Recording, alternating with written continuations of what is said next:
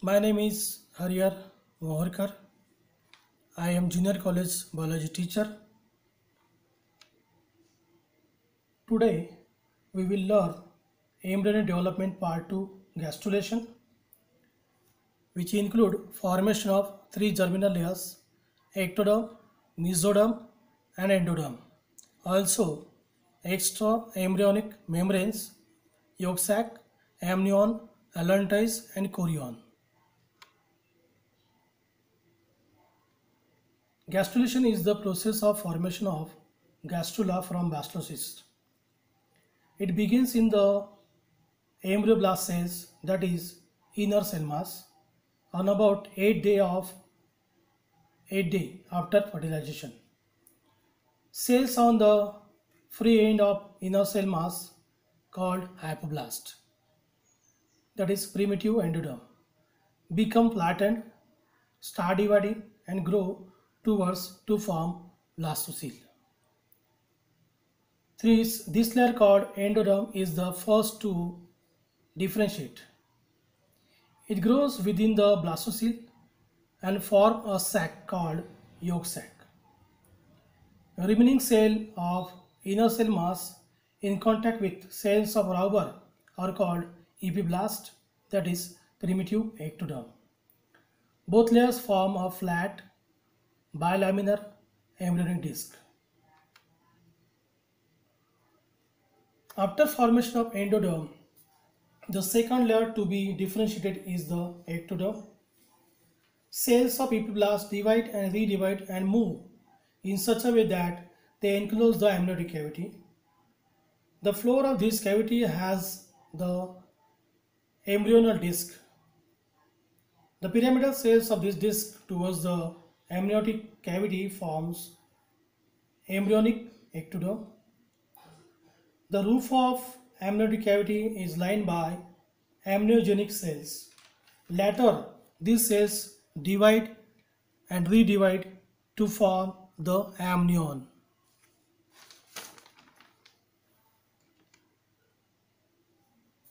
Amnion is an extra embryonic membrane that surrounds and protects the embryo. As a result of all these changes, the bilaminar embryonic disc is positioned in between amniotic cavity and yolk sac. Actual gastrulation occurs about 15 days after fertilization, in which the bilaminar embryonic disc is transformed into trilaminar embryonic disc. This transformation occurs by division, rearrangement and migration of cells of epiblast. It begins with formation of primitive stick and a shallow groove on the surface called primitive groove. The stick progresses from posterior to anterior end of embryo. From the site of primitive stick, a third layer of cells called mesoderm extends between ectoderm and endoderm. Anterior end of primitive groove communicates with yolk sac by an aperture called blastopore, that is future anus. The embryonic disc now has differentiated into three layers: ectoderm, mesoderm and endoderm. The further progress after gastrulation is called organogenesis. Fate of germinal layers. During organogenesis, three germinal layers develop into different organs and organ systems.